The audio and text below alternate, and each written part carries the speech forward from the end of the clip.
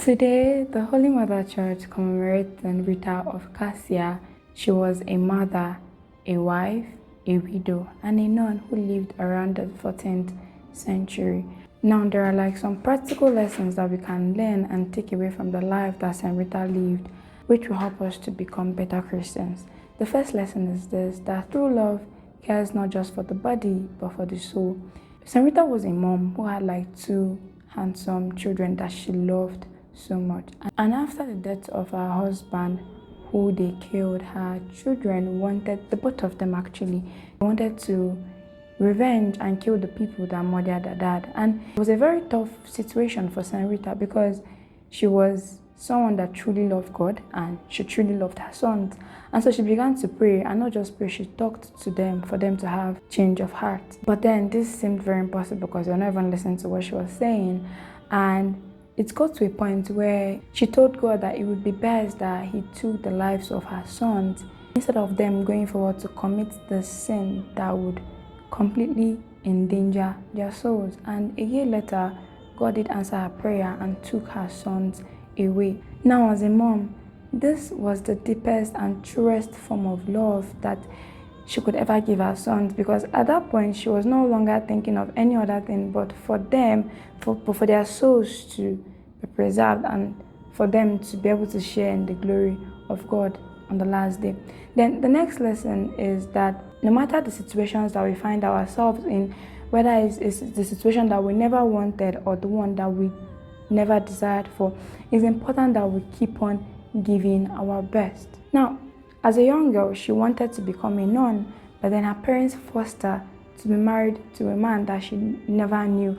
And St Rita had every reason to be frustrated, to not, perform the role of being a mother and being a wife well. But then she chose to give her best as a mother and as a wife. And even when she was being abused physically, mentally in that marriage, she never gave up. She kept on loving and caring for the family that God has given her. So it's important that wherever we find ourselves in, we should be able to give our best in it, because that's what God wants from us.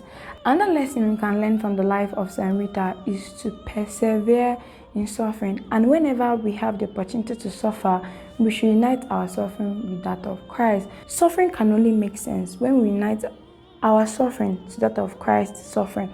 St Rita suffered very much in her marriage. For 18 years while she was married, she suffered. But then at that point of her suffering in that marriage, she saw it as an opportunity to be able to take part in the suffering of Christ. And even after her husband died and she was liberated from the marriage and she became his sister, she still asked God to be able to, give her the grace to participate in his suffering. So whenever we suffer, we should use it as an opportunity to pray for the salvation of our souls and that of our brothers and sisters who are, going through one or two things. And then the final lesson that I can take away from the life of St Rita is that nothing is too big for God. Sometimes he puts these desires in our hearts, some things that we need to achieve, the dreams, the purposes that we need to achieve. But then you see yourself waking up every day and you're not seeing yourself achieve these things that you believe. Gosh, it seems impossible at times. It seems so hard at times. Sometimes it requires you to wait for so long, to pray for so long, to cry for so long, to be in distress for so long.